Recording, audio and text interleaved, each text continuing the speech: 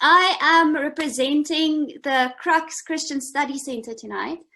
And it's a Christian study center that is based in Stellenbosch, and you can find out more about us from our website, crux.africa. And we actually have an artist gathering coming up that I want to invite you to. All of the information is on our Facebook page, but it's going to be an incredible program of artists speaking about the weight of hope. So how Christian artists are finding their expression of hope in this time. So please check us out. But it's an incredible privilege to be able to share my thoughts with you at Libri. And yeah, I hope that what I brought for you is as illuminating to you as I find it. So yeah, thanks for the opportunity to be able to share my ideas. Right, so I have a theory that I want to present to you for your consideration. But to get there, I'm going to need a roadmap. So I need to lay two foundations. The first is a very basic introduction to Jung and his ideas of archetypes. And the second is another very basic introduction to the depiction of tetramorphs in Christian tradition and their relationship to the Gospels. Once those two foundations are established, I can formulate my theory for your critique. Okay, so I'm going to go broad and shallow to get as much content covered, but I'm happy to go deeper into any section during the discussion later. So let's go. Foundation 1, Jung and his archetypes. So Carl Jung was one of the early and most influential modern psychologists. If you've ever done a Myers-Briggs personality test, then you've encountered his work. And if you've ever described yourself as an introvert or an extrovert, then you've actually been using his terminology. Now, Jung worked closely with and studied under the famous Sigmund Freud. And Freud had a very negative view of the subconscious. So for Freud, it was a dark place where people hid their repressed negative emotions and most deviant thoughts. But Jung had a much more positive view of the subconscious. So he would agree that it would contain a person's shadow, but he defined the shadow rather as the source of a person's most primitive instincts.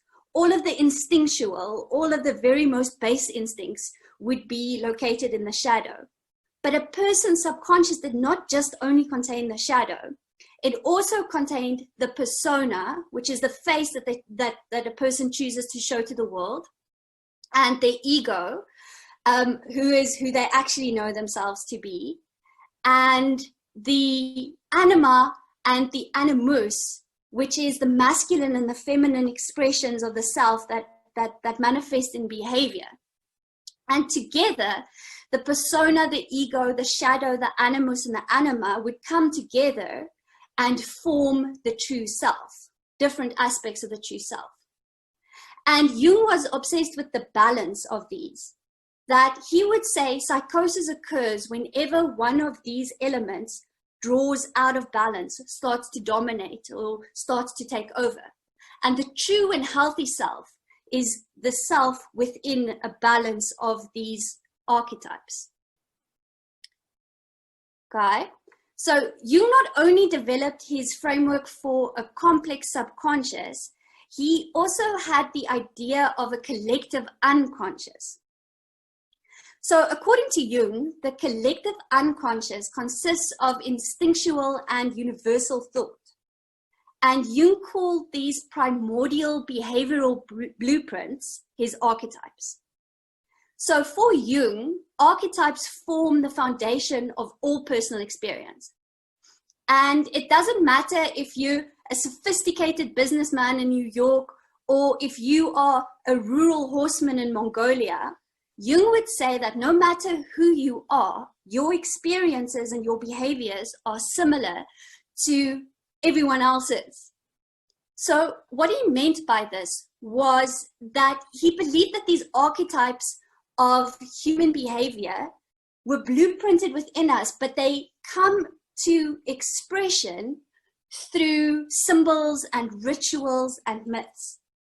So he argued that these patterns explain why we see similar motifs and symbols in our rituals and in the stories that we continually tell each other and across cultures. So, for example, the story of the hero going on an adventure to slay the dragon and to secure a treasure is a pattern that we find from the most ancient stories to our most recent cinema. It is a theme that we continually tell each other over and over again, and it's cross-cultural. So it seems that together we just know. We know patterns, we know stories, we find certain stories very familiar. And we tell ourselves these stories again and again. Now, we tell these stories because we actually enact them. We live these characters ourselves. So, for example, we would manifest the father every time we discipline, or the mother when we nurture, or the child when we play, or the wise old one when we guide, or the hero when we're adventuring, or the maiden when we are seducing, or the trickster when we poke fun. And these are only a few of them, but we tell the stories because we actually see ourselves playing out these stories. So the psychologist Robert Moore took the concept of Jung's archetypes and used it to create a framework that explained the development of a mature and a balanced person, specifically in men. So Moore carried on with the work that a mythologist called Joseph Campbell started. And Joseph Campbell took Jung's ideas of the framework of the mind, and he attached it to the stories and to the characters to give it an expression within the characters. And Moore then takes Joseph Campbell's work further and works specifically with 4 archetypes in the masculine energy. So Moore argued that the problems that we see with men today, violence and shiftlessness and aloofness and apathy and depression, are a result of modern men not adequately exploring or being in touch with the primal masculine archetypes that reside within them. But like Jung, Moore believed that men and women possess both feminine and masculine archetypal patterns. So this anima and animus is in both men and women. But Moore argues that these archetypes consist of 3 parts: the full and the highest expression of the archetype, and then the 2 bipolar dysfunctional shadows of this archetype. You can best portray this with the use of a triangle, where the bottom corners of the triangle represent the bipolar shadow split of the archetypal self. These are the actively broken expression of the archetype, or the passively broken expression of the archetype. So the goal of each person is to reconcile and integrate these 2 broken bipolar shadows in order to attain the fullest expression of the archetype as represented at the top of the triangle. So to move from the shadow into the light, to move from the broken expression into its fullness. And also each archetype has a mature and an immature form, as a person transitions from the expressions of the archetype as a child to the expressions of the archetype as an adult. So there is a maturing and a growing up, and then there's a healing into growing into the light. So as my time is limited, I'll focus on expanding only on the mature expressions, so the adult expressions of these archetypes today. But I'll be happy to discuss the immature expressions also during the discussion if you're interested. Right, so I want to introduce only 4 of the archetypes, specifically as used by Moore and Gillette in their book, King, Warrior, Magician, and Lover. And you might have encountered this book when you've read Brave at Heart by John Eldredge, as he uses the same framework to talk about masculinity. And although I'll make use of the masculine names, everything that I'm about to show you also has a similar expression in the feminine, as the queen, the warrior, the mage, the lover. But for tonight, allow me to only focus on the masculine expressions, as it will form a part of the foundation that I'm laying for my theory for later. So indulge me in focusing on the masculine tonight.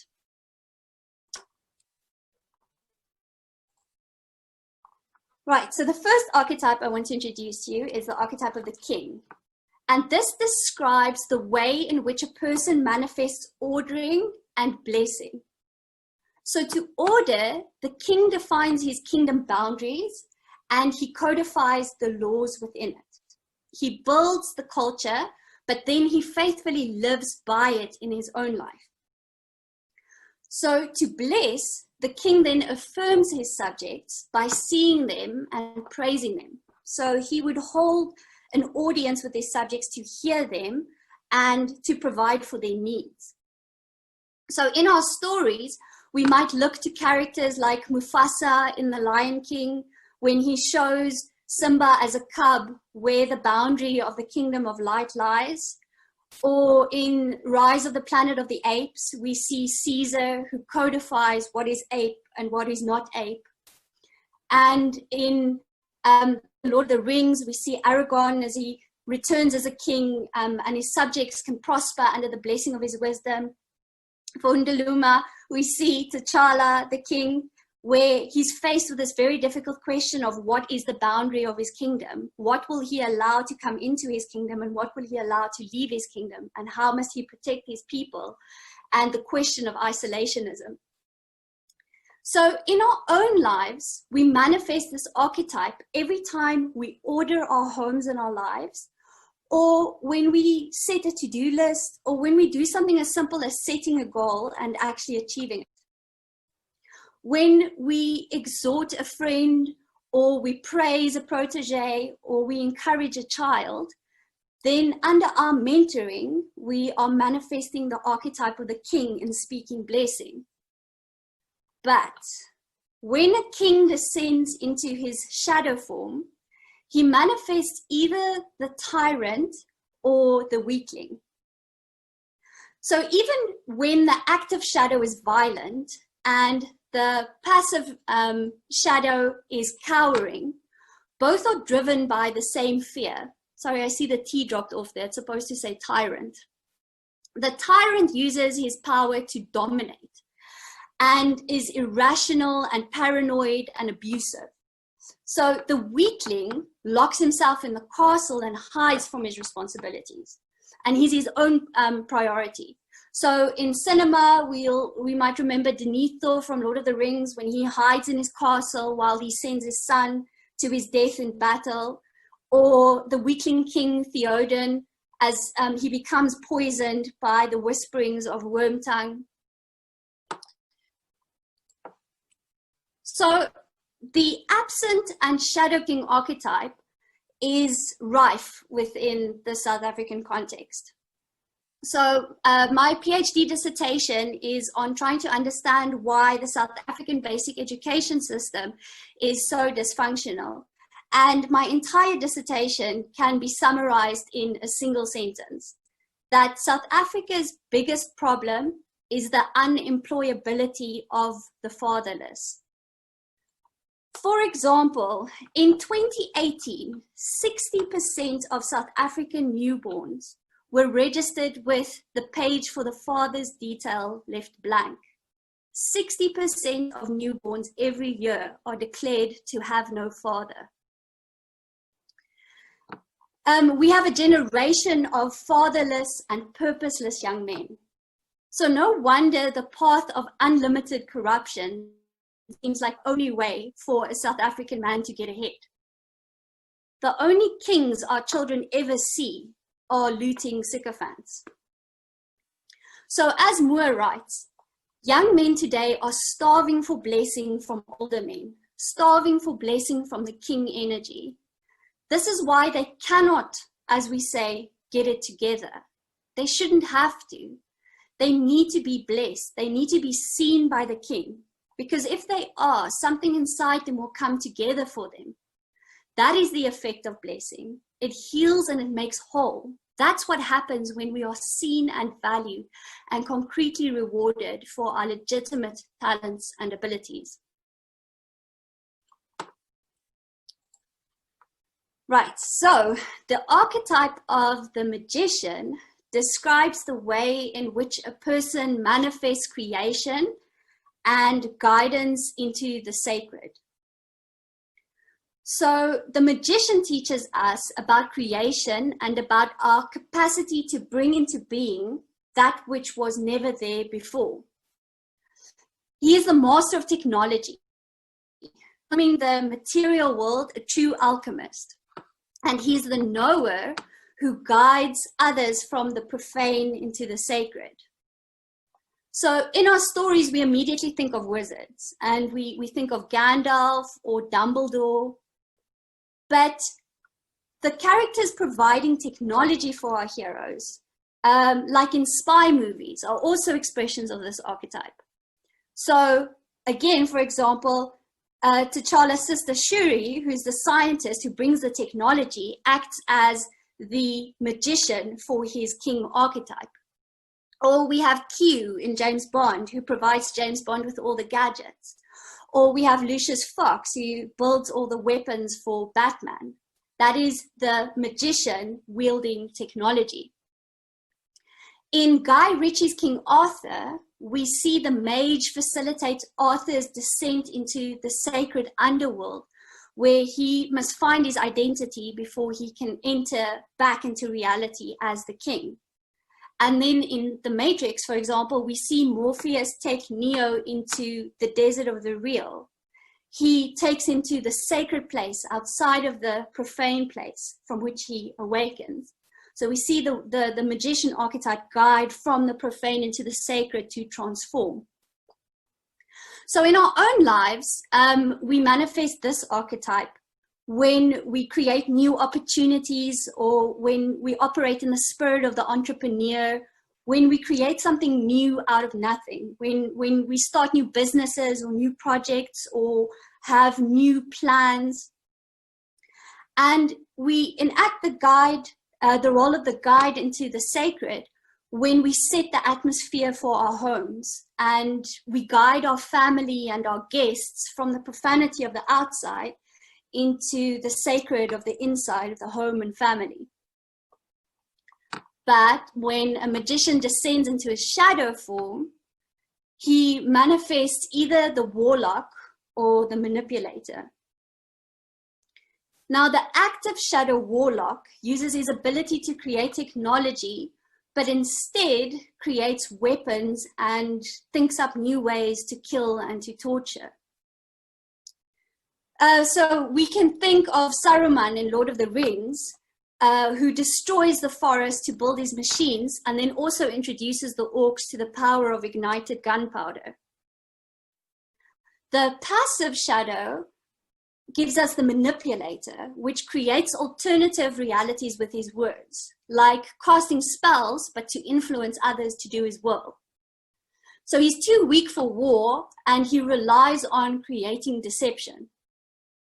And we see this, for example, in a character like Jafar from Aladdin, when he hypnotizes the Sultan with his staff.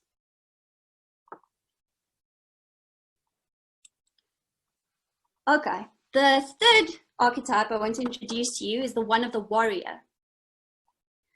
The archetype of the warrior describes the way in which a person fights for some goal or protects some precious item. The warrior fights for survival for his people, acts with absolute conviction, claims responsibility, focuses on his training, and overcomes personal limits. The warrior is one of the easiest archetypes to spot in our modern storytelling. All of the Marvel Avengers, Wonder Woman, Rocky Balboa, all of our stories of gladiators and Vikings and knights and cowboys and martial artists and soldiers and superheroes, all of those illustrate this archetype. It's easy to spot a movie that is depicting the warrior archetype is whenever you see a montage. So whenever there is some inspiring music playing and short clips of someone preparing for some goal, then you know you are being shown the warrior archetype. In our own lives, we manifest this archetype when we set our will to accomplish some goal, especially for the good of others. That's very important for this archetype in the light, is to fight for the good of others. When we, with unwavering focus, fight to complete the task at hand. And we might see modern expressions of this archetype in professions like journalists or activists, or even scientists who are with determined focus looking for vaccines. But when a warrior descends into his shadow form, he fights to confirm his own legends. And the sole purpose of victory is for his own ego. So the active shadow gives us the sadist, who destroys anyone who stands in his way with unfeeling cruelty. A good example from cinema of this is Achilles in Troy, who sacrifices any number of loyal men in his pursuit to remain famous forever. The passive shadow gives us the masochist, who turns the battle within and goes to war with himself, erecting his rage at his own identity. And he finds purpose in spending his energy on berating himself and setting impossible goals. So the movie Warrior, about mixed martial art fighting with Tom Hardy and Joel Edgerton, playing as brothers, manifesting the warriors in these different shadow and light expressions, is an excellent depiction of this archetype. Very, very highly recommended movie. Sadly, this is one of the archetypes that we enjoy to hear about the least. Modern culture has turned on this one in a bad way, often describing it as the toxic part of the masculine. So from Moore and Gillette, we can't just take a vote and vote the warrior out. Like all archetypes, it lives on in spite of our conscious attitudes towards it. And like all repressed archetypes, it goes underground, eventually to resurface in the form of emotional and physical violence. It is the most controversial archetype, as many, especially women, have suffered under its shadow form. And we want to lay all of South Africa's gender-based violence statistics at the hands of this archetype. But I want to introduce you to one more archetype and try to make a case for why we might be placing the blame in the wrong place.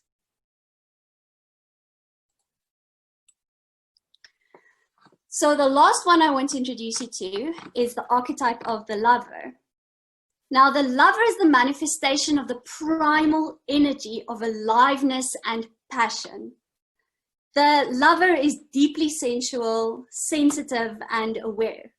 He sees and he feels and he touches and he wants to be touched, and he recognizes no boundaries. And he experiences all of the joy, but also all of the pain of life, for himself and for others. So from cinema, we might think of Sam Gamgee and the Hobbit's relationship with nature as a manifestation, how deeply they enjoy food. Anna from Frozen, who just falls in love with the first guy she meets, or Luna Lovegood from the Harry Potter franchise with her flights of fantasy and always walking around barefoot. And we manifest this archetype in our own lives when we aim to suck the marrow out of life.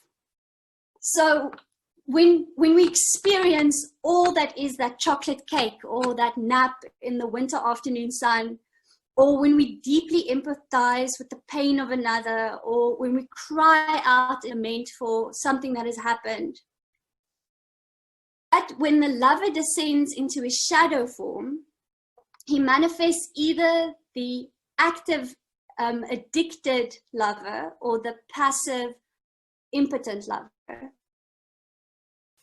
The person who's possessed by the addicted lover is eternally restless. He's forever searching for that one thing, person, or experience that will make him feel truly alive. But whether it's because he has overinflated expectations or because he doesn't know what he's searching for in the first place, the vague hunger that endlessly hounds him is never satisfied. So Jay Gatsby from The Great Gatsby is a very good example of this. The impotent lover sees only gray. They feel depressed, flat, dead inside. Nothing brings them joy anymore. And they've lost passion for life and they descend into unfeeling depression. The person has become unable to give themselves to another. Now, one of the most complex explorations of this character is in the movie Moonlight, where we follow the boy Chiron as he grows up and finds his homosexuality within the very complex substructures of the African American community. And we also see the impact of the mother relationship on the boy in the formation of the archetype of the lover in that film. So very highly recommended film if you want to understand the archetype of the lover better. Right, so why do Moore and Gillette focus on these 4 archetypes? They use Jung's framework of a being in balance to show that a man has balance in his manifestation of the archetypes when these support each other. So specifically, the king creates boundaries for the magician, and the magician creates opportunities for the king. And we see in our stories that every King Arthur has a Merlin, Harry Potter has a Dumbledore, James Bond has a Q, T'Challa has a Shuri.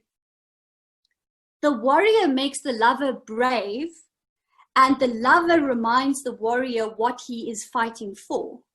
So that's Jonathan to David, or that's Sam Gamgee to Frodo. And I wonder, when we look at the extreme violence we experience in South Africa, how many of our young warriors are unbalanced by the inability to develop as lovers? In South African culture, how much do we suppress the lover archetype and make fun of effeminacy? Could there be some life-giving intervention for the psychoses in our culture by returning to the ancient stories and to discover the sources of our psychological imbalances? I think Jung's archetypes are a very good place to start. Okay, that was the first foundation. So, are you still with me? Do you need a break? Are we good? Just wave with me. Yeah, like that. Good. That was the first foundation. So we're going to go on to the next one, which is I now want to introduce you to something completely different, and then I'll synthesize these 2 foundations at the end. So now I want to introduce you to the idea of tetramorphs and the gospel. Okay, so a tetramorph is a symbolic arrangement of 4 differing elements, or a combination of 4 disparate elements in one unit. In Christian art, the tetramorph is the union of the symbols of the 4 evangelists, derived from the 4 living creatures in the book of Ezekiel, into a single figure, or more commonly a group of 4 figures. The elements of the Christian tetramorph first appear in the vision of Ezekiel, who describes the 4 creatures as they appear to him in a vision. As for the likeness of their faces, they are 4, and one had the face of a man and the face of a lion on the right side. And they 4 had the face of an ox on the left side, and they 4 also had the face of an eagle. That's from Ezekiel 1:10. And then these faces are described again in the book of Revelation. And the first beast was like a lion, and the second beast like a calf, and the third beast had a face as a man, and the 4th beast was like a flying eagle. So each of the 4 evangelists is associated with one of these living creatures, usually shown with wings. The more modern association, but definitely not the original or the only one, is that Matthew can be associated with the face of the lion, Mark can be associated with the face of the ox, Luke with the man, and John with the eagle. So this particular image that I chose for our poster and for the slide is from the Book of Kells, which is an illustrated book of the Gospels. It's written in Latin and it was created in the 9th century. And it's currently housed in Trinity College in Dublin. So what I want to do is I want to do a quick tour of the Gospels, but guided by these 4 faces or archetypes. And I'm going to use that to lay the second foundation of my argument.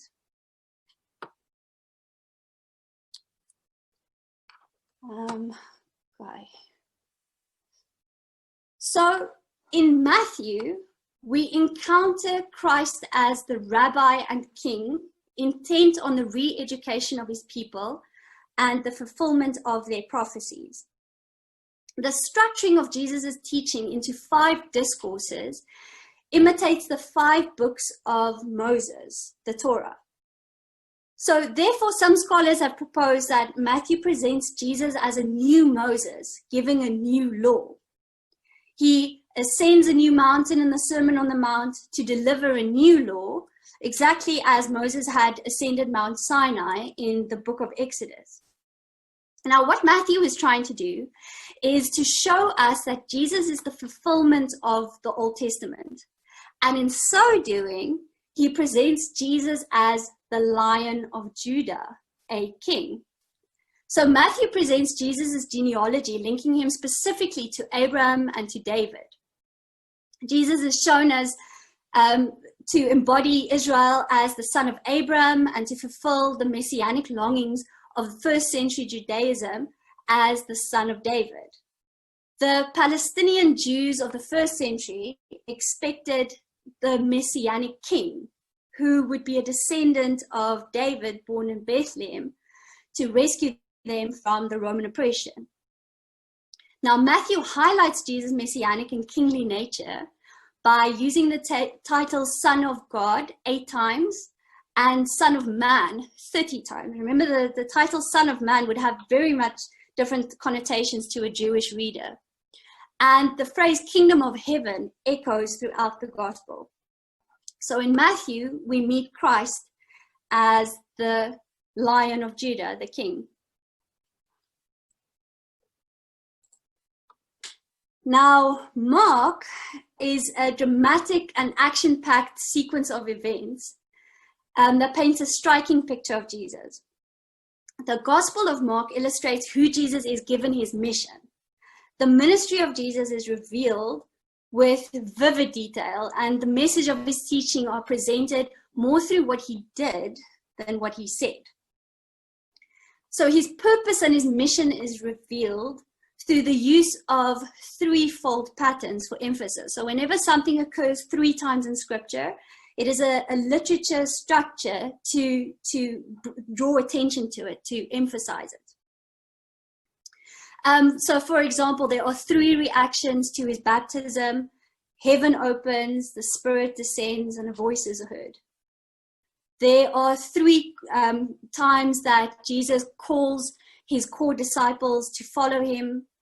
There are 3 times that Jesus says that he must suffer, die, and rise again after 3 days. There are 3 times that Jesus warns that your hand and your foot and your eye could cause you to stumble. 3 times Jesus returns from his preparation for his mission and he speaks to the sleeping disciples in Gethsemane. Then 3 times Peter denies knowing Jesus or being his disciple. 3 specific times are mentioned as Jesus is crucified, the 3rd hour, the 6th hour, and the 9th hour. And then 3 groups of people deride Jesus as he is hanging and dying on the cross. And then 3 witnesses react to the death of Jesus.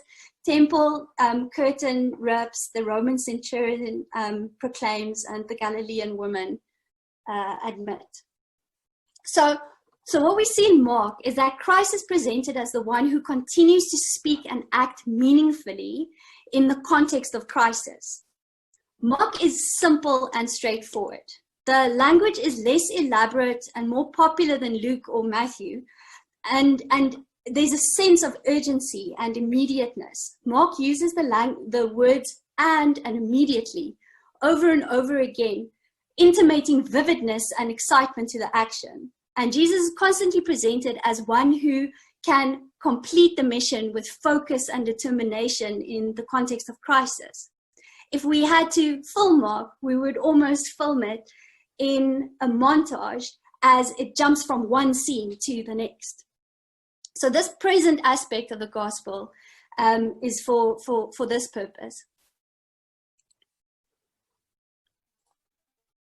Now, Luke's gospel emphasizes Jesus' love and his care for those whom the Jewish leaders never even noticed. We see him as fully human, interacting with women like Mary and Elizabeth and Anna and Mary and Martha, the poor, the socially, racially, and religiously ostracized.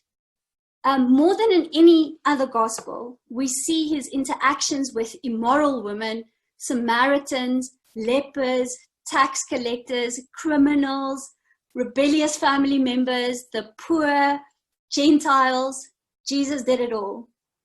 Now, the predominant theme of this book is Jesus as the perfect humanity, the perfect man.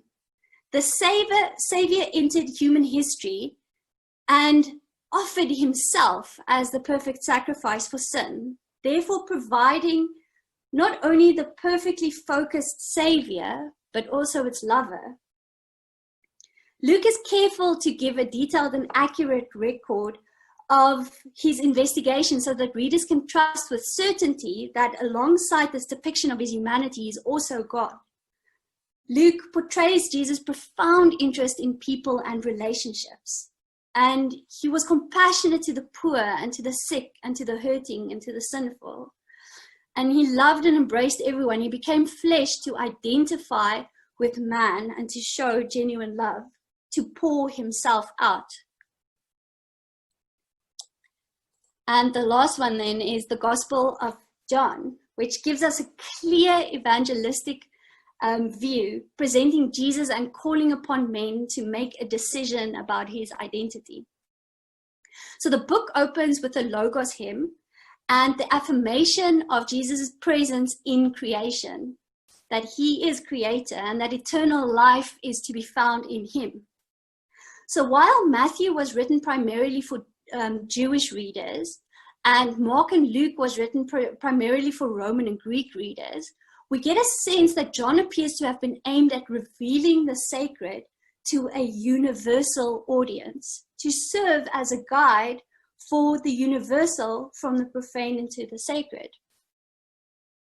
And in this book, we have two sections. There's a book of the signs from chapters 1 to beginning of 12, describing the miraculous, and then the book of glory from the second half of 12 to about 20, revealing the divine and the sacred. So where Mark uses the pattern of 3, John uses the pattern of 7, the divine number. So there's 7 miracles that are chosen and 7 I am proclamations that are highlighted. The 7 miracles are, of course, the changing of the water into wine, 3 different times healing is mentioned, the feeding of the crowd, the walking on the water, and then raising of Lazarus. And then the 7 I am sayings, of course, is Jesus is the bread, the light, the gate, the good shepherd, the resurrection, the way, the truth, and the light, and the vine. So rather than just recording the events of Jesus' life, John is more concerned with the significance of Christ's coming and his significance of his ministry. John's gospel reveals to us the ministry of the divinity of Christ and the mystery of Christ unified in the most holy Trinity.